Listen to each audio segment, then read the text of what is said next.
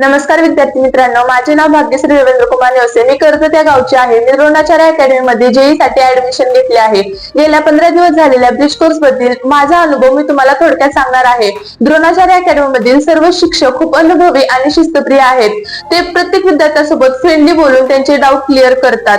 आम्हाला प्रत्येक शिक्षकासोबत बोलताना खूप कम्फर्टेबल वाटतं. तसेच नॉन टीचिंग स्टाफ बद्दल जर सांगायचं झालं तर नॉन टीचिंग स्टाफ आमचे अभ्यासाविषयी किंवा इतर काही प्रॉब्लेम असेल तर तो तत्परतेने सॉल्व्ह करतात.